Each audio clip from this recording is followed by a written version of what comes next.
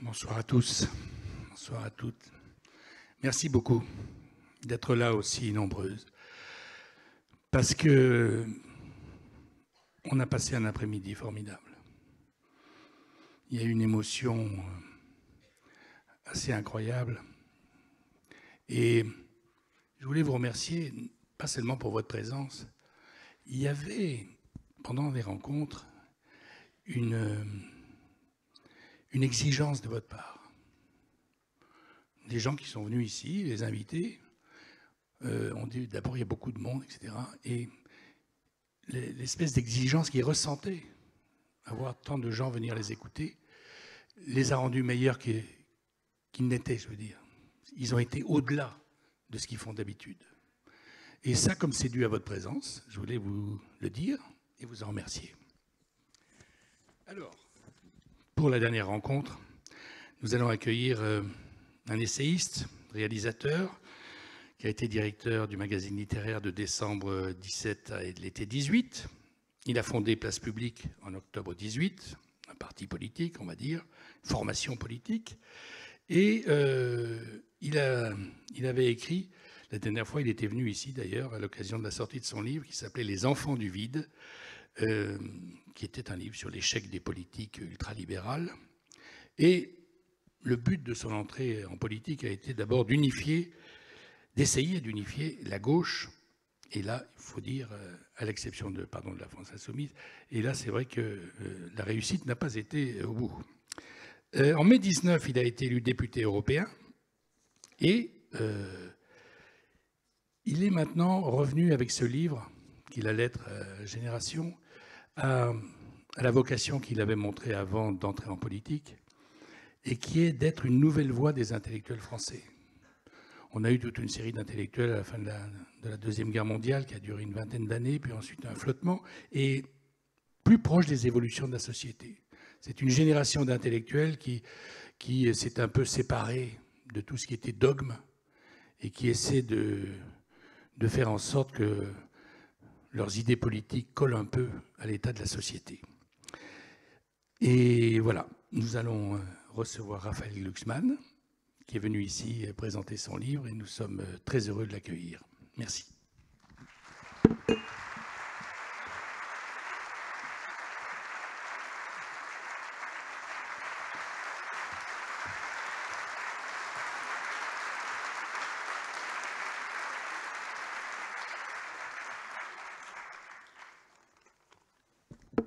Le public est comme nous. Le succès politique a été un peu moyen, mais on applaudit l'homme d'enthousiasme et qui a envie, dans le pays dans lequel il habite, de faire en sorte que les choses bougent. N'est-ce pas ? Déjà, je veux dire mon plaisir et mon émotion. J'ai un souvenir extrêmement fort en fait, de la dernière rencontre qu'on avait faite ici. Et donc, je suis très heureux de revenir et je vous remercie d'être là. Et j'étais caché derrière le rideau et j'ai entendu la perfidie sur l'union de la gauche. Est-ce que perfidie est le bon mot ? Ah bah si, parce que la vérité peut être perfide. mais moi, j'aime me définir en tant qu'essayiste, c'est-à-dire essayiste aussi en politique. Et l'essai suppose la possibilité de l'échec. Et d'ailleurs, je crois que c'est au moment où on se croit arrivé qu'on devient totalement inutile et inintéressant. Donc, je suis encore en essai. Et je compte rester en essai longtemps.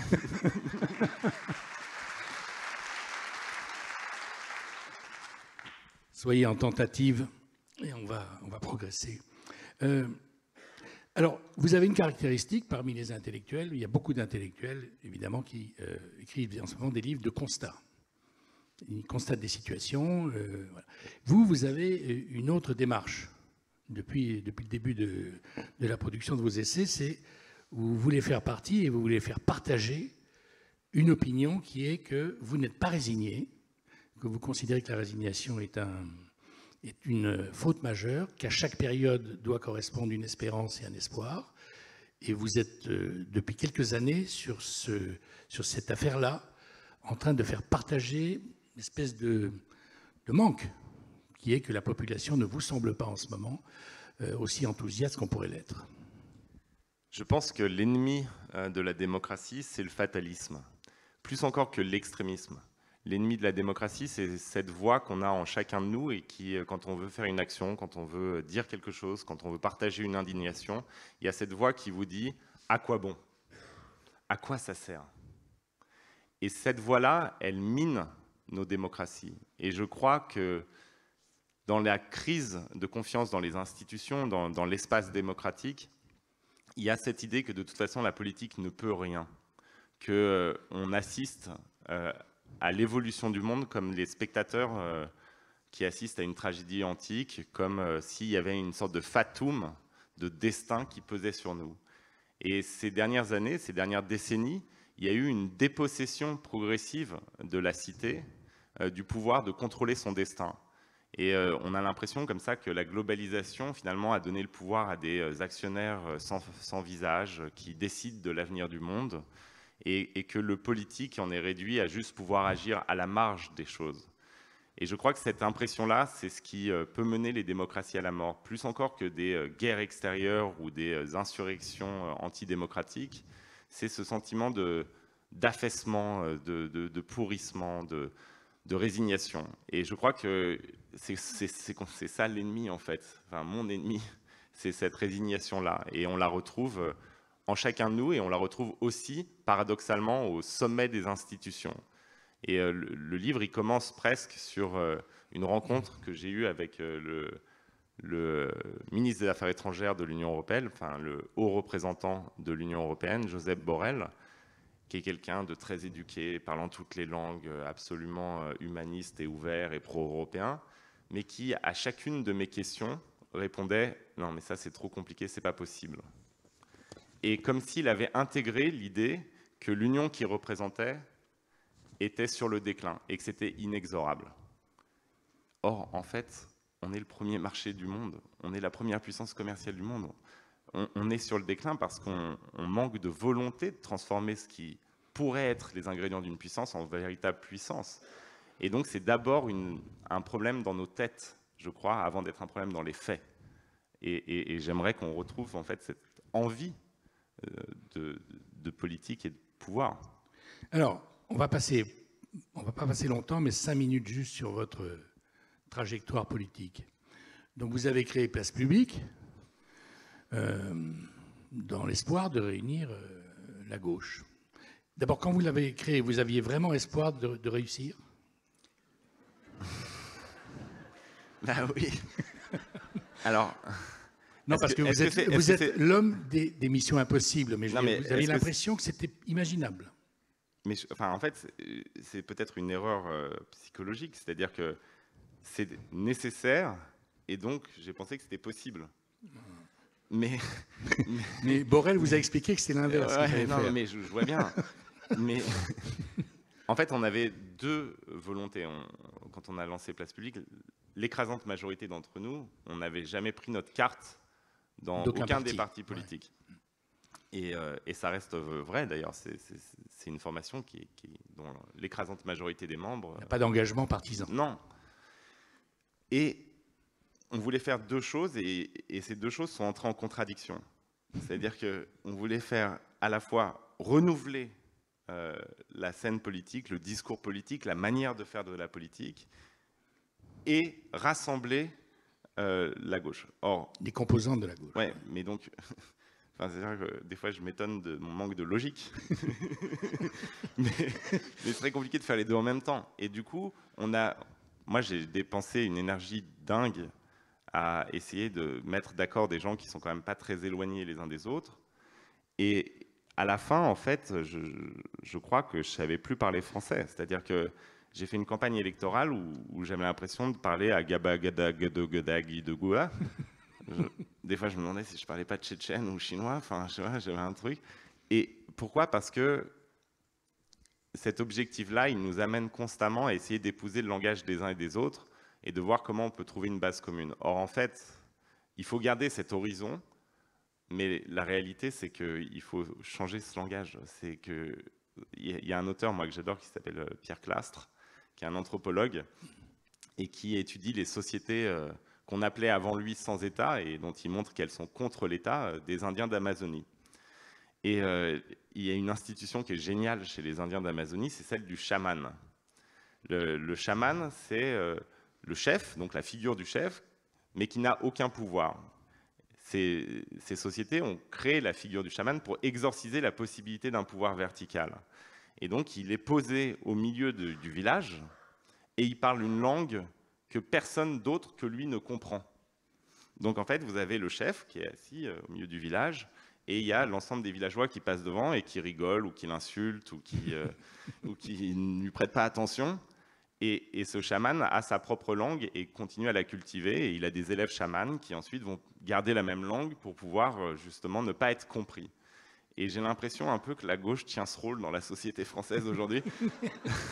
C'est-à-dire qu'on a des chefs chamans qui développent leur discours et de moins en moins de gens s'arrêtent pour écouter parce qu'en fait, ils passent à côté.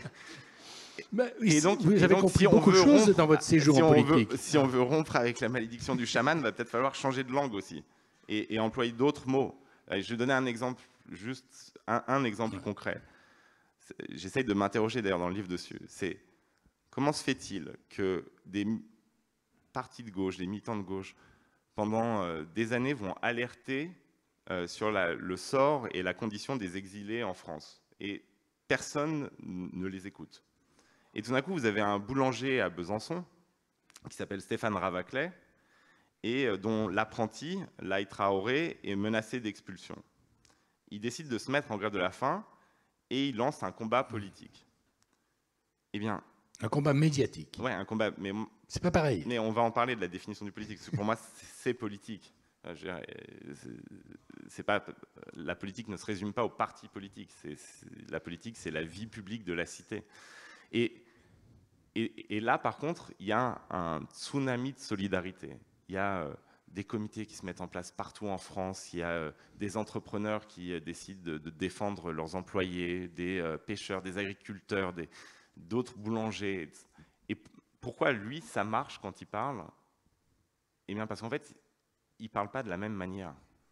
Et il n'est pas chaman. Ben, il n'est pas chaman, il est sincère. Et on sent qu'il est... on sent qu'il est surpris lui-même, en fait, et que du coup, il surprend. Et ce que j'aimerais, moi, c'est qu'on réinvente la surprise dans le discours politique. Le problème qu'on a, c'est que, et c'est vrai en particulier à gauche, mais ça peut être vrai aussi à droite, c'est que trop souvent, on a l'impression qu'on sait déjà ce que la personne qu'on va écouter va dire. Et on vient de vivre quand même une pandémie, qui était un phénomène totalement inédit, inouï, dont on ne connaît que 20% des conséquences qu'il va comporter. Ça nous était jamais arrivé.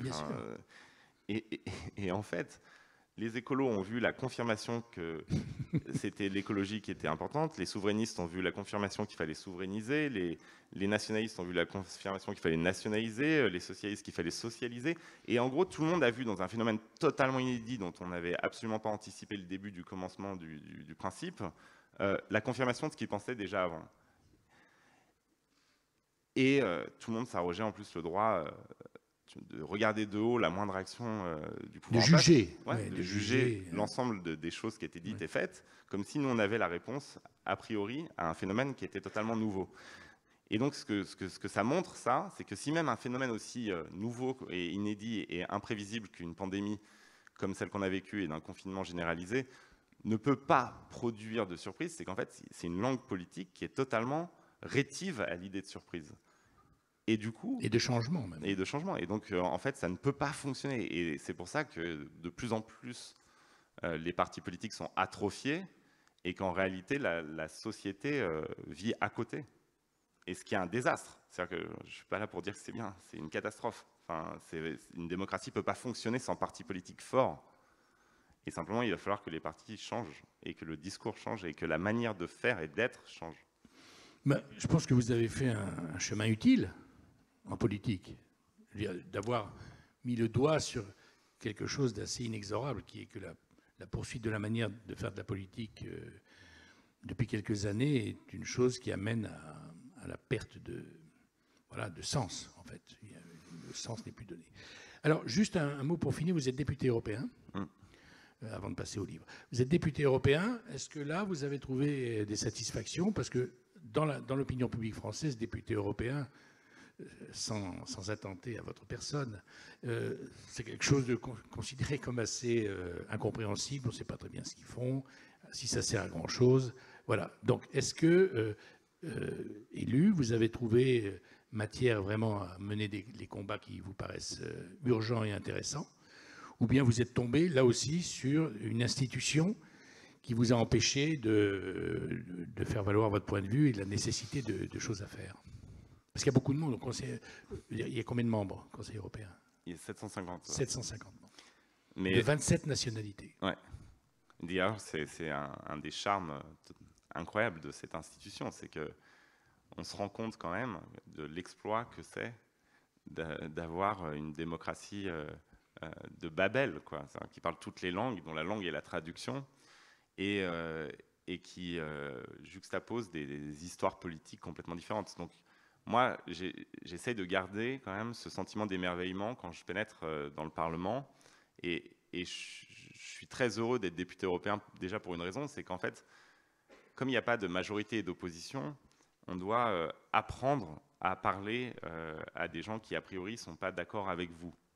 Et ça, c'est un effort qui est extraordinaire. Quand vous êtes député en France, sincèrement, vous êtes dans l'opposition, tout ce que fait Emmanuel Macron est une catastrophe, et vous êtes député de la majorité, vous votez tout ce que propose l'exécutif, même si eh bien, c'est contradictoire d'une semaine sur l'autre. Donc en fait, il y a un rôle au Parlement européen qui est beaucoup moins sectaire et beaucoup moins dogmatique. Donc en fait, on apprend que, par exemple, pour faire voter le devoir de vigilance des entreprises, qui semblait être une idée bolchevique au début à l'aile droite du Parlement, ben, il faut convaincre un conservateur slovaque, parce que sinon ça ne marche pas.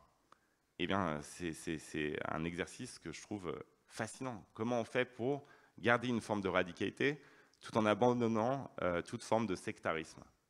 Et je pense que la scène politique française est bien trop sectaire et pas assez radicale. Alors, je pourrais m'étendre là-dessus, mais il y a quelque chose d'un apprentissage au Parlement européen qui, moi, me semble extraordinaire. Et par ailleurs, il y a quand même la possibilité de faire avancer des sujets qui sont fondamentaux pour l'ensemble des citoyennes et des citoyens français. Enfin, quand on parle de notre rapport à la globalisation, de la désindustrialisation, de ce sentiment que le monde a déménagé, à la fois dans le domaine de la production, mais aussi dans celui de la décision politique, qu'il a déménagé largement en Asie et en Chine en particulier, eh bien, c'est au Parlement européen qu'on peut élaborer des mesures qui permettent de reprendre le contrôle sur cette globalisation, que ce soit sur la taxe carbone aux frontières de l'Union européenne, sur le débat sur la politique commerciale, sur le devoir de vigilance des entreprises dont je parlais, et dont je veux dire juste un mot, parce que c'est la grande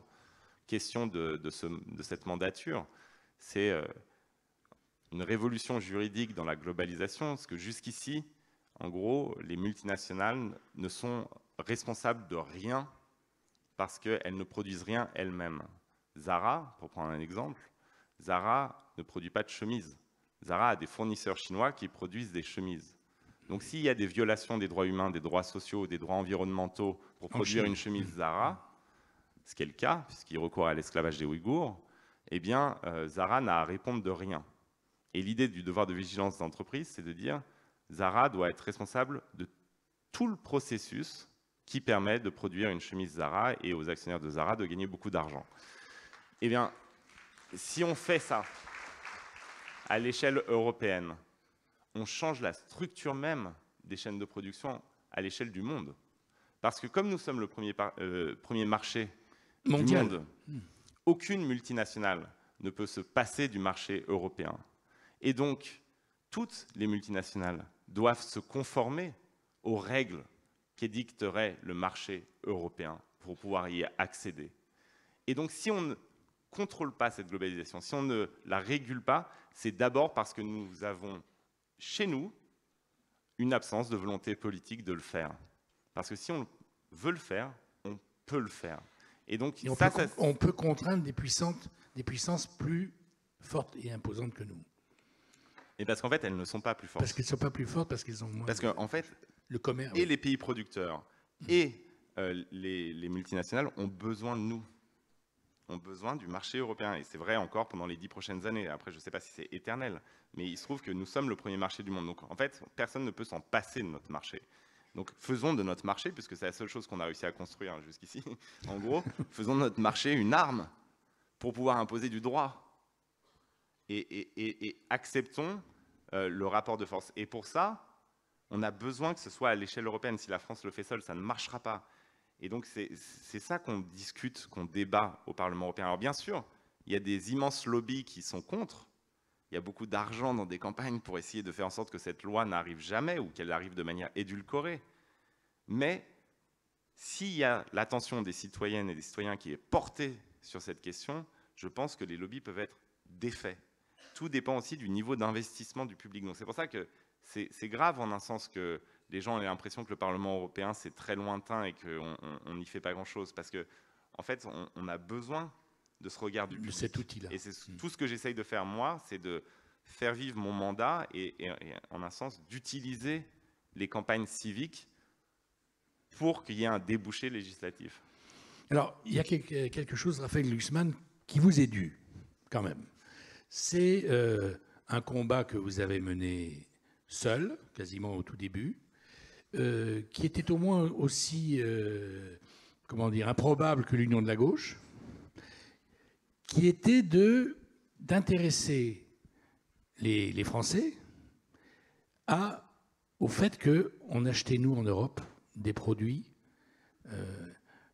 qui étaient faits par des gens qui étaient traités de manière invraisemblable en Chine, qui s'appelaient les Ouïghours. Et vous avez obtenu un succès incroyable, inattendu peut-être même à vos yeux. Et donc c'est peut-être ça qui vous a permis d'écrire ce livre, vous donner envie de faire ce livre, c'est que parmi les gens qui vous ont suivi, des centaines de milliers, les jeunes tenaient 80% de cette population qui vous a soutenu. Et vous êtes arrivé à faire que des grands groupes, Zara que vous avez nommé, d'autres, ont été obligés d'adapter et de rompre des contrats qu'ils avaient avec des sociétés chinoises qui utilisaient les Ouïghours pour produire des produits bon marché.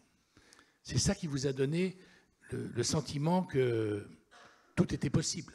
Mais moi, j'ai d'abord écrit ce livre pour dire merci.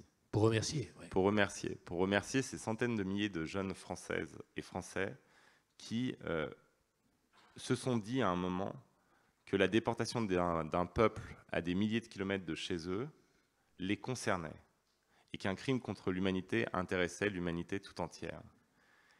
Et en faisant ça, parce que si la présidente de la Commission vient devant le Parlement européen pour dire « nous allons bannir les produits de l'esclavage des Ouïghours des marchés européens », si l'accord d'investissement avec la Chine, qui avait été signé par Macron et Merkel avec Xi Jinping, a été renvoyé dans les poubelles de l'histoire, si on va réussir, je l'espère, à faire passer le devoir de vigilance des entreprises, eh bien ça, on le doit d'abord à la mobilisation de ces centaines de milliers de jeunes Français. Et donc j'ai voulu leur dire merci, et j'ai voulu aussi dire à leurs parents que loin des caricatures et des stéréotypes habituels sur une jeunesse individualiste qui a les yeux rivés sur ses écrans et qui se vautre dans le narcissisme, eh bien en réalité, cette jeunesse, elle avait rempli le rôle que les élites françaises et européennes n'avaient pas rempli. Et qu'elle avait, en un sens, à travers son combat pour les Ouïghours, retrouvé le fil d'une histoire française, d'une histoire qui veut qu'en France, on soit capable, en français, de parler la langue de l'universel, et une histoire dont nos élites avaient refusé d'assurer la continuité.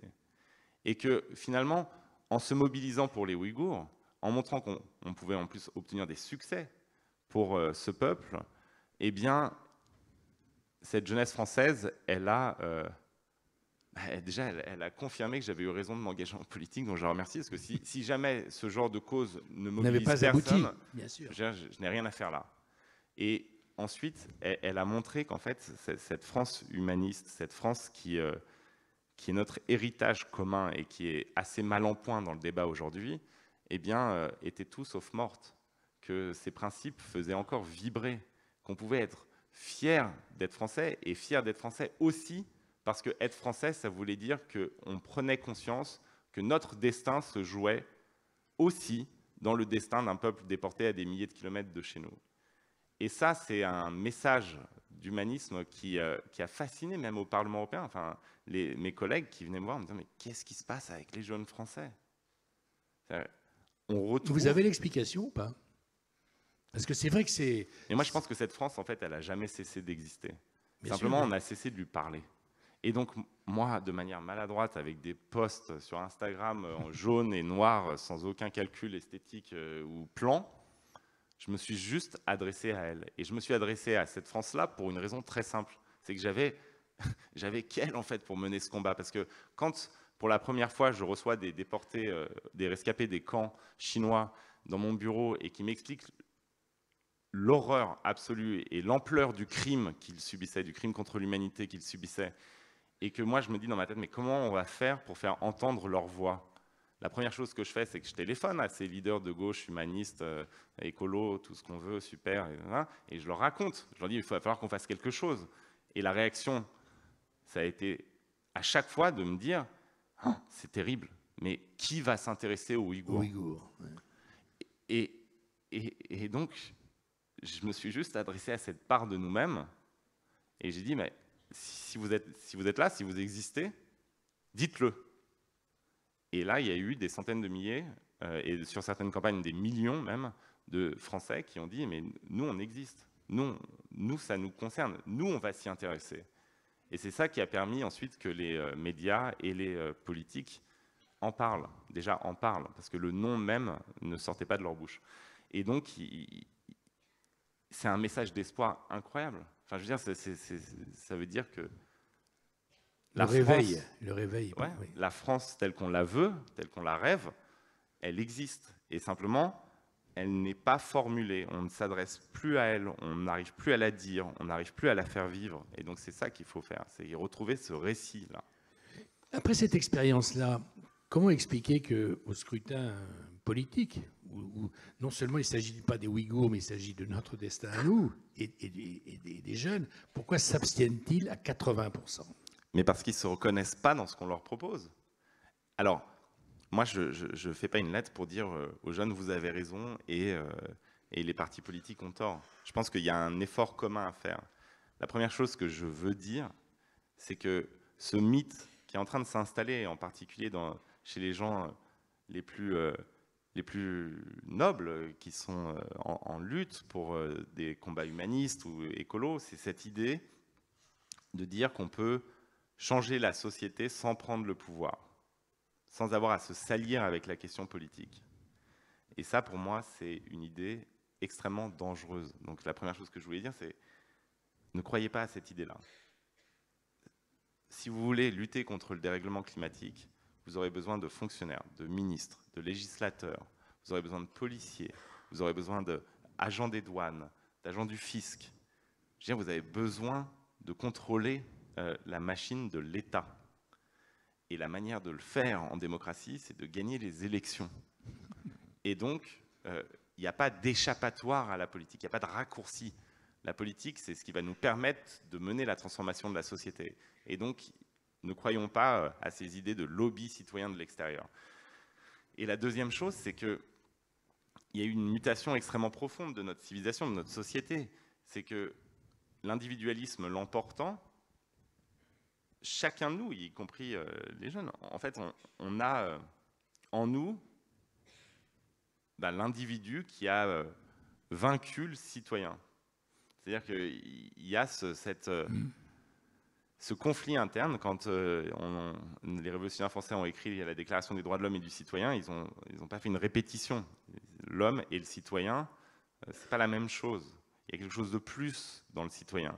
Et donc, il faut que chacun fasse l'effort de retrouver le citoyen en soi. Et ça, c'est quelque chose qui est valable pour les jeunes et pour les moins jeunes et pour les moins jeunes et pour les plus jeunes. C'est valable pour nous tous. Et donc, il y a un effort à faire qui n'est pas simplement celui des partis politiques, qui est aussi celui de chacun d'entre nous, et y compris des jeunes. C'est-à-dire de se dire, il va falloir y aller. Il va falloir se salir. Pourquoi se salir? Mais parce que c'est la perception extérieure. Ah, c'est la perception. Oui, non, mais ah oui. Pourquoi est-ce qu'ils votent pas? Pourquoi est-ce qu'ils s'engagent pas dans parce les partis qu'ils ont le politiques? sentiment que la politique, parce qu'ils ont l'impression que c'est sale. Mais donc dans ce cas-là, faut y aller. Et c'est précisément parce que vous avez cette impression-là, à la limite, qu'il faut faire de la politique. Et donc il y a un double problème. Mais le principal problème, c'est quand même cette incapacité à produire un horizon de transformation, un récit. Et alors ça peut sembler une réponse bizarre, mais moi je crois qu'il y a une des explications, c'est le fait que les dirigeants politiques ne lisent plus de romans, ne lisent plus de poésie, ne lisent plus de littérature. Ils lisent des essais politiques. Quand ils lisent. Et ils lisent des livres, à la limite, pour les plus fins d'entre eux, des livres d'histoire. Mais du coup, il y a un appauvrissement de la langue politique. Et c'est extrêmement grave, d'autant plus dans une nation comme la France, où en fait, le verbe politique est à l'origine même de l'existence de notre nation. Vous savez, les Allemands et les Italiens, ils avaient une nation avant d'avoir un État. Donc avant d'avoir une politique commune, ils avaient une nation culturelle, une nation infrapolitique, une nation linguistique. Nous, c'est l'inverse. On a eu un État et un geste politique, un verbe politique, avant d'avoir une nation. Un symbole politique. Et donc, c'est le verbe politique qui a créé notre nation. Donc, en fait, quand le verbe politique ne raconte plus rien, quand il n'y a plus de récit, quand il n'y a plus d'épopée, quand il n'y a plus même de poésie dans la politique, eh bien, c'est la nation dans son entièreté qui se sent être en déliquescence. Et donc, je crois que quand on a 20 ans, je veux dire, on a envie de s'engager en politique seulement si on a l'impression que son engagement va produire une transformation du monde. C'est utile, bien sûr. Ouais. Mais enfin, et là, c'est compliqué d'avoir cette impression quand on écoute les gens politiques. Enfin, et ça passe. Juste parce que des fois, on me trouve trop lyrique. Mais moi, à chaque fois qu'on me dit, mais est-ce que c'est pas trop lyrique? Je dis, mais en fait, on s'est déshabitué à ce que c'était que le verbe politique. Relisez les discours politiques du 19e et du début du 20e siècle. Je veux dire, Jaurès aujourd'hui, par exemple, mais ce serait je ne suis pas en train de me comparer, mais je veux dire, il y avait un lyrisme incroyable. Bah oui, et enfin, en France, les grands politiques étaient toujours des grands écrivains. Soit ils étaient philosophes comme Jaurès, critiques littéraires comme Blum, ou comme De Gaulle, ils étaient en fait d'immenses écrivains. Quand on lit les lettres de De Gaulle, quand il est posté en Pologne, du jeune De Gaulle. Ouais.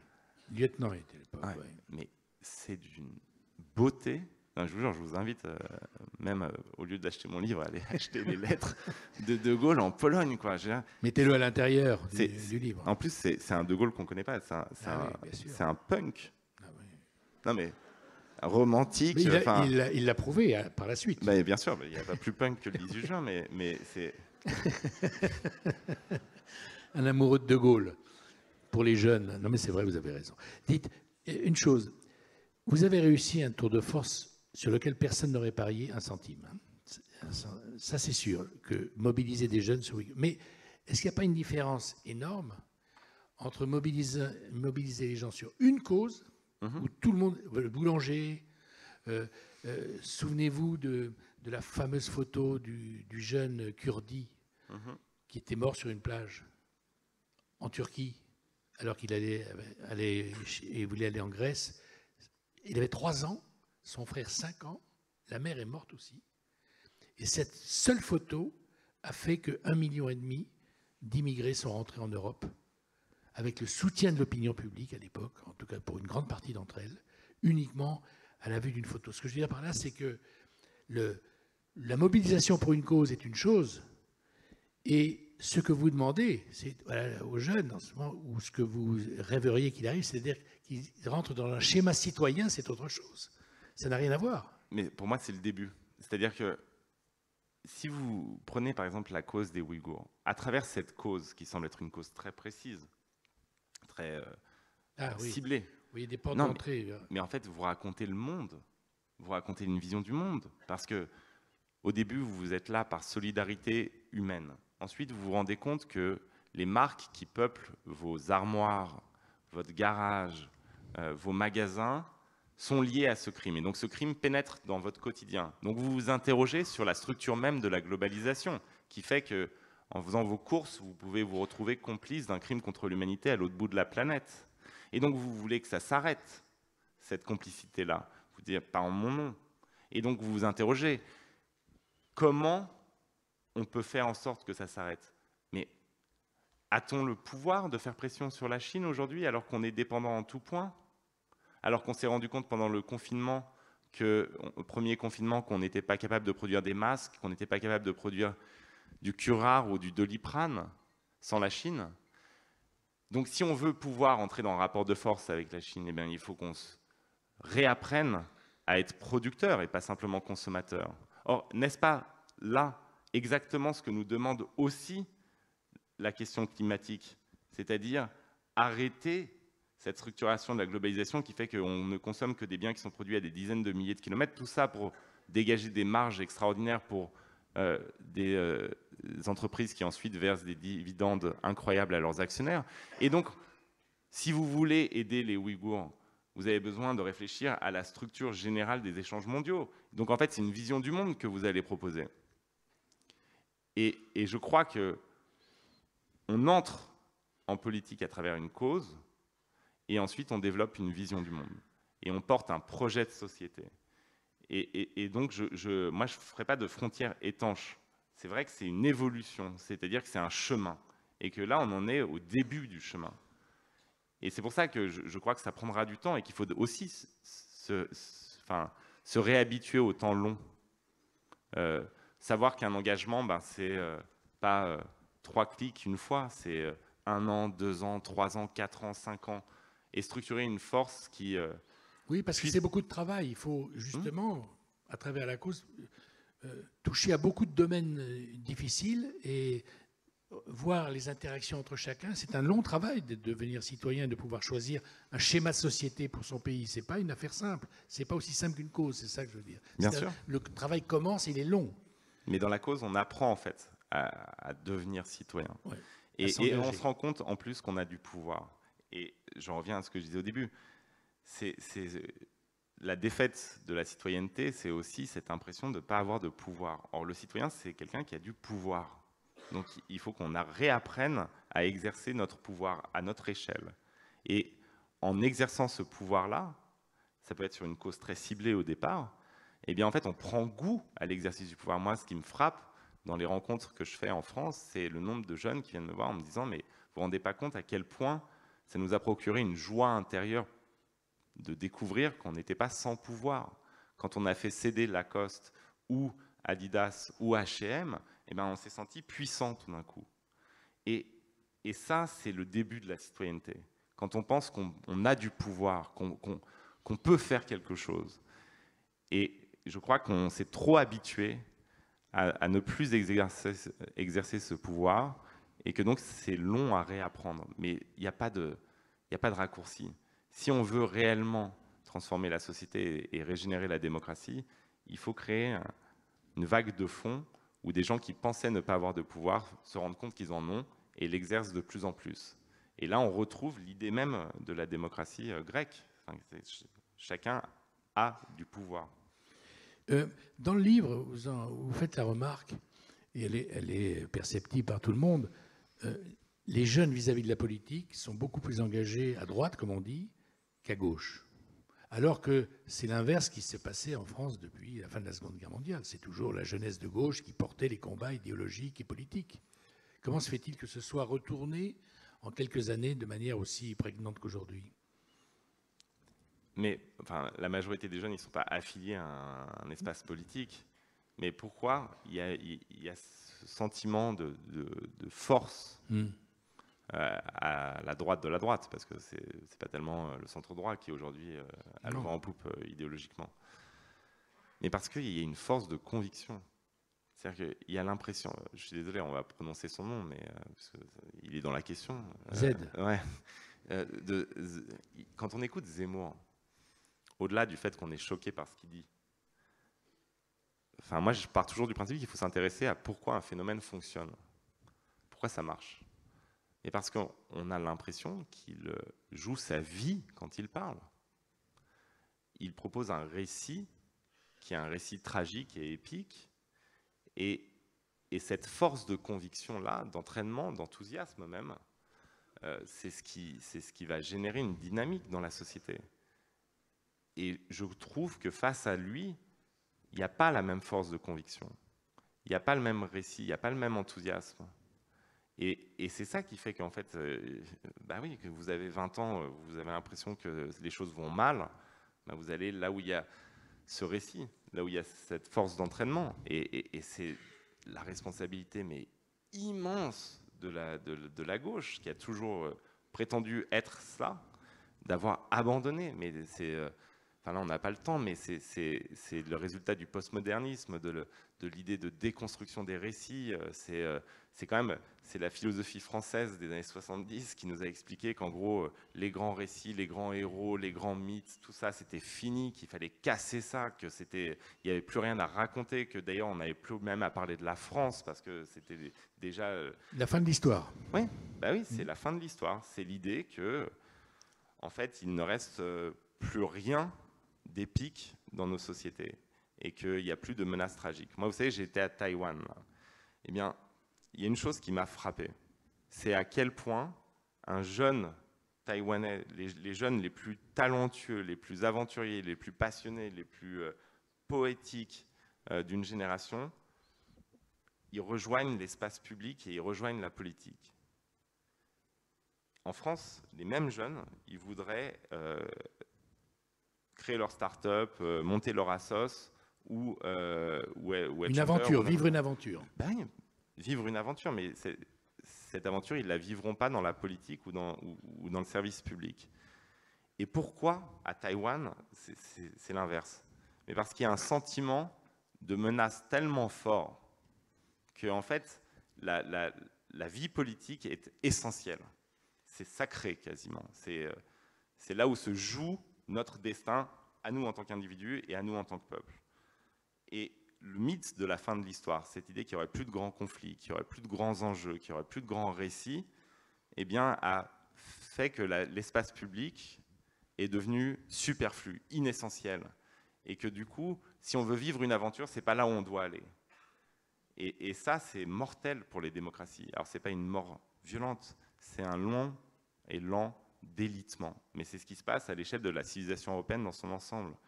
Et c'est contre ça qu'il faut lutter, parce que d'autant plus qu'il y a des menaces. Enfin, je veux dire, il y a la perspective de l'effondrement climatique, il y a la menace de régimes autoritaires qui, non seulement sont des menaces extérieures, mais sont des menaces intérieures. Moi, je préside la commission spéciale sur les ingérences dans les démocraties européennes, les ingérences étrangères. Je peux vous dire le nombre de...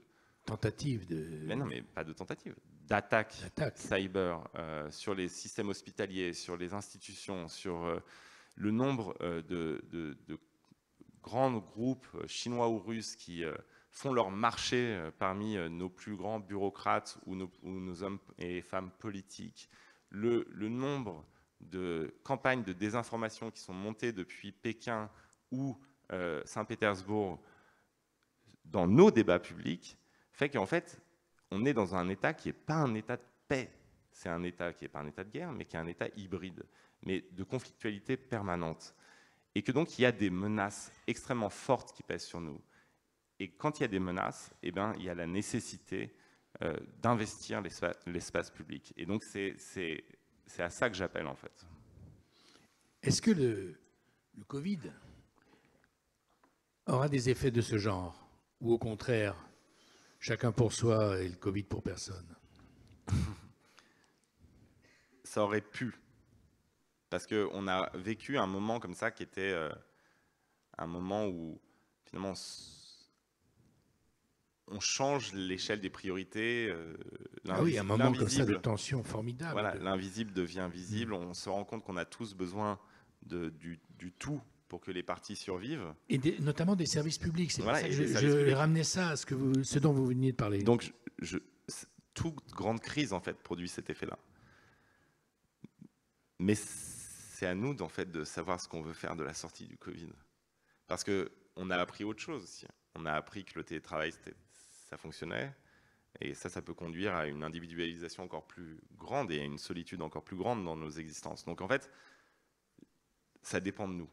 Mais ce qui est sûr, c'est qu'on va vivre des séries de crises. Enfin, regardez les 5 années qui viennent de s'écouler quand même. On va vivre des séries de crises et chacune de ces crises va nous rappeler que les parties ne peuvent pas exister sans le tout. Et que donc chaque partie doit réinvestir le tout. Et ça, c'est à l'inverse du processus des 30 ou 40 dernières années. Et donc, on va avoir un changement de l'histoire. Et je suis convaincu, en fait, qu'un jeune de 20 ans aujourd'hui aura une vie beaucoup plus politique qu'un jeune de 20 ans il y a 30 ans. Parce qu'il naît au monde avec des perspectives beaucoup plus sérieuses et beaucoup plus graves. Et que donc, des périls plus puissants. Voilà. Et il y a une phrase de Hölderlin qui m'accompagne partout, qui est oui. Là où croit le péril, croit aussi ceux qui sauvent. J'ai l'impression qu'en fait, on va se sauver en prenant au sérieux la gravité de la situation qu'on traverse et en comprenant qu'en fait, on a toujours besoin de la cité. On ne peut pas vivre nos vies comme si le tout n'existait pas, comme si nous n'appartenions à rien qui nous dépasse, comme si nous n'avions pas besoin de participer à une histoire collective, comme si nous pouvions nous réaliser simplement dans des traités de développement personnel et pas en s'investissant dans la vie publique et la vie politique. Comme si on avait finalement réduit les pics à quelque chose de personnel. Eh bien non, en fait, on va se réaliser, on va être pleinement soi-même en participant à une aventure collective, en participant pour reprendre le thème de ces rencontres, à la reconstruction, en fait, à la réécriture de ce que c'est qu'être français et européen. Et là, on a des milliers, des centaines de milliers de gens qui, aujourd'hui, ne sont pas représentés, mais qui sont tout à fait prêts à tenir le stylo. Et donc, c'est l'espoir immense que je porte et que j'ai. Pourquoi vous ne vous présentez pas? Parce qu'on connaît tous ici un essayiste qui avait des idées, qui n'a pas de parti, qui n'a pas d'argent. Non capisco il francese. et qui nourrit de ce dont vous parliez il y a quelques secondes, la certitude de porter une vérité, a pris les risques de se lancer dans une bataille sans le soutien de personne. Et quelqu'un qui porte comme vous depuis 4 ans, parce que c'est pas ce que vous dites aujourd'hui, c'était un peu dans le livre que vous avez écrit en 2018, ce sont des idées que vous avez en vous depuis longtemps. Et cette énergie que vous demandez à tout le monde de s'investir comme citoyen, est-ce que cette énergie-là n'aurait pas pu vous porter à être candidat sans le soutien d'aucun des partis qui ont perdu beaucoup de leur crédibilité? Peut-être est-ce que les jeunes attendraient que quelqu'un, sur ses propres convictions, sur ses propres certitudes, porte directement le message sans essayer de passer par des partis qui ne s'entendront jamais. Mais vous savez, moi, je suis très vieux jeu là-dessus. Je trouve que la charge de président de la République est tellement lourde qu'en fait, je suis fasciné par la légèreté avec laquelle chacun se déclare candidat à l'élection présidentielle et comment foultitude de gens se sentent absolument prêts à être président de la République. Enfin, vous avez quand même sur les épaules, c'est lié aux institutions, c'est lié à notre histoire, vous avez le poids de notre avenir à toutes et tous sur les épaules à ce moment-là. Et je vais donner une réponse ultra sincère. Je pense que je ne suis pas prêt et je pense que nous ne sommes pas prêts. C'est-à-dire que... Je suis d'accord, vous avez raison. Non, nous ne sommes pas prêts. Moi je suis en formation, si on veut. C'est-à-dire que là, je suis dans la commission commerce international. Je découvre ce que c'est qu'une politique douanière, ce que c'est que les alinéas d'un traité de libre-échange. J'apprends à voir, dans des questions qui me semblaient complètement absconses, eh bien, en fait, des enjeux qui sont immenses, quasi civilisationnels. Et donc, j'apprends. J'apprends ce que c'est qu'une politique industrielle. J'apprends comment, en fait, on peut faire de la transformation écologique le grand projet industriel. Mais pour ça, il faut aller dans des usines, il faut comprendre, il faut rencontrer des entrepreneurs, il faut cesser d'être simplement dans la théorie et comprendre ce que, par exemple, une décision sur une subvention à Bruxelles peut avoir comme impact, finalement, sur la production de X ou de Y à tel endroit. Et ça, moi, j'ai les idées, mais j'ai besoin d'avoir ça, d'apprendre ça. Et la deuxième chose, c'est que je crois qu'il faut réellement transformer notre cité. Et pour réellement transformer notre cité, eh bien, il faudra un mouvement de fond, un mouvement de masse. Il faudra un mouvement qui représente réellement, qui ressemble à la société française, qui quitte l'atrophie des partis politiques. Il n'y a plus de partis politiques en réalité. Regardez, on est gouverné par un parti politique aujourd'hui qui n'existe pas, un parti fantôme, qui a été un formidable véhicule électoral pour faire élire un président, mais qui n'existe pas. Et donc, en fait, si on veut transformer les choses, si on ne veut pas simplement gérer, et il faut des gestionnaires, hein, ce n'est pas la question, mais si on veut transformer, il faut qu'il y ait quelque chose qui se produise dans la société qui soit massif. Est-ce que là, on peut le faire en 4 mois? Non. Donc ça serait juste une candidature de témoignage pour dire, voilà, mais mes idées, elles seront représentées. Mais dans ce cas-là, ce serait une parmi 12, et je trouve qu'il y en a déjà trop.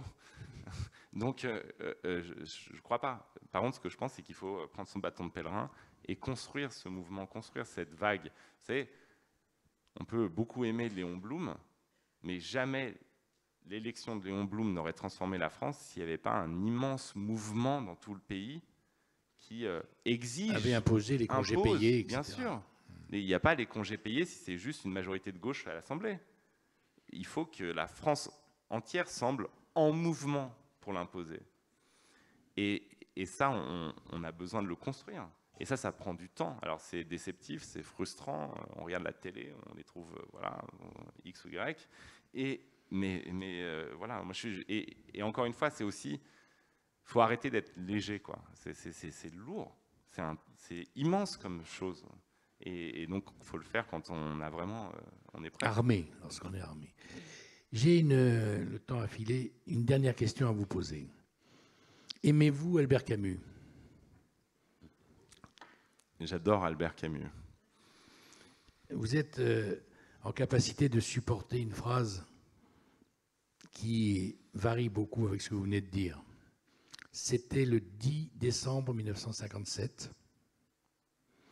Albert Camus avait reçu le prix Nobel de littérature et il s'adressait à Stockholm devant l'ensemble des plus hautes intelligences du moment. Et il disait la chose suivante. Chaque génération, sans doute, se croit vouée à refaire le monde. La mienne, c'est pourtant qu'elle ne le fera pas. Mais sa tâche, sa vraie tâche est peut-être plus grande encore. Elle consiste à empêcher que le monde ne se défasse.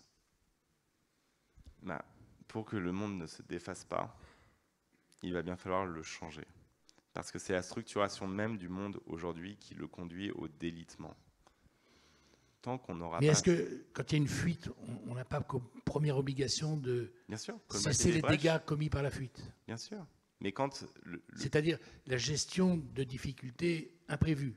Mais bien sûr, on a besoin de gérer des difficultés imprévues. On a besoin de toujours colmater les brèches. Mais là, c'est le cœur même de la structuration des échanges mondiaux. C'est la manière dont le monde s'est construit qui le conduit à se consumer. Et donc, il va bien falloir changer, justement pour empêcher qu'il ne se défasse, changer quelque chose qui touche au cœur du logiciel aujourd'hui. Et donc, on a besoin de le changer pour empêcher qu'il ne se défasse. Alors, puisque vous avez cité Albert Camus, on a besoin d'autre chose d'Albert Camus. Albert Camus, en 1900... Mais je sais que vous êtes proche de lui, c'est pour ça que je pose bien cette sûr. question. Enfin, proche de ses textes.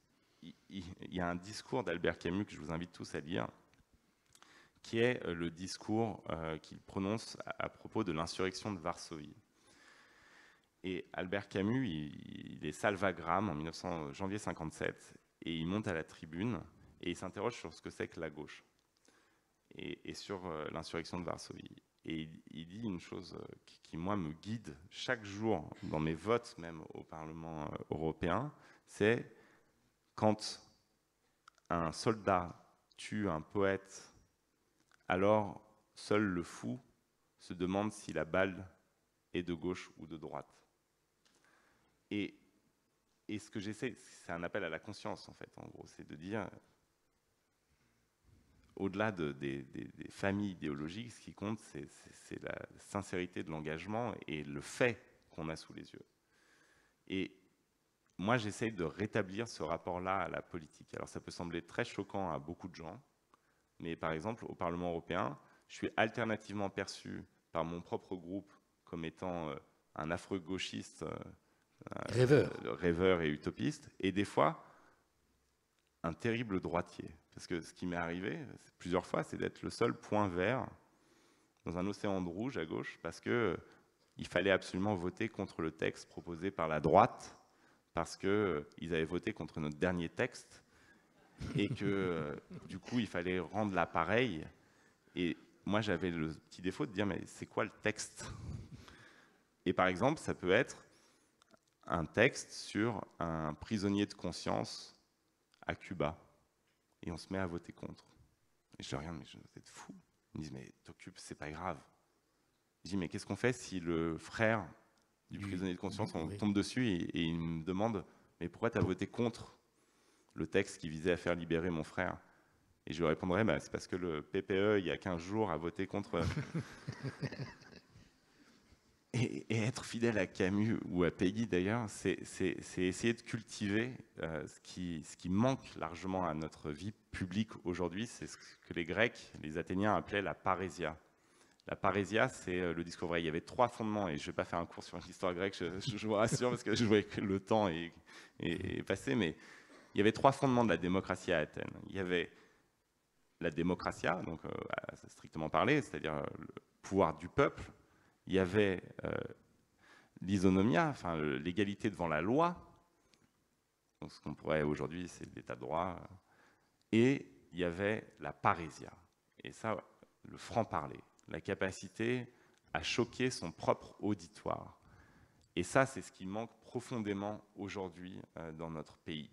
On a fait de la politique comme avec un esprit de rentier. Chacun cultive sa propre rente. Et c'est pour ça qu'il n'y a pas de surprise. C'est qu'en fait, on ne s'adresse qu'à son espace, on ne s'adresse qu'à sa rente, à son public, à ses obligés, à ses affiliés. Et cette attitude-là, eh bien, transforme la politique en langue morte. Et donc, ce qu'il faut, c'est juste retrouver la parésia. Et Camus, c'était de très loin l'un des exemples les plus splendides au XXe siècle de la parésia. La capacité à s'opposer, à prendre le risque de la solitude face à sa propre famille, face à son propre camp. Et Dieu sait s'il l'a fait sur un problème.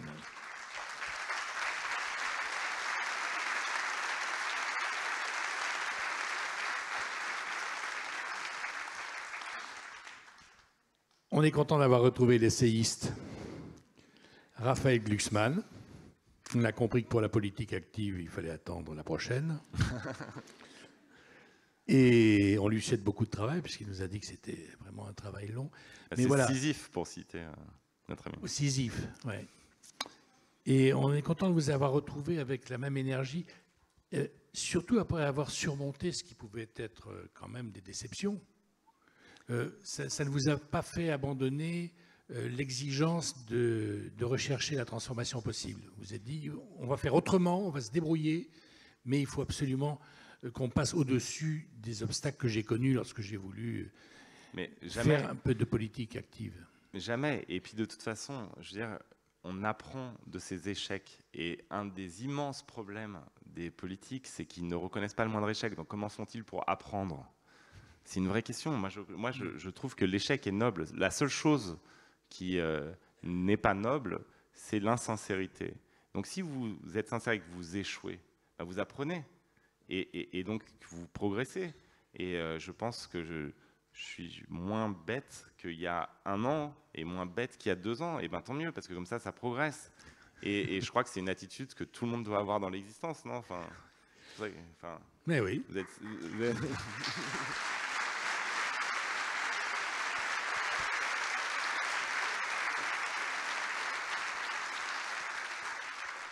Je vous l'abandonne.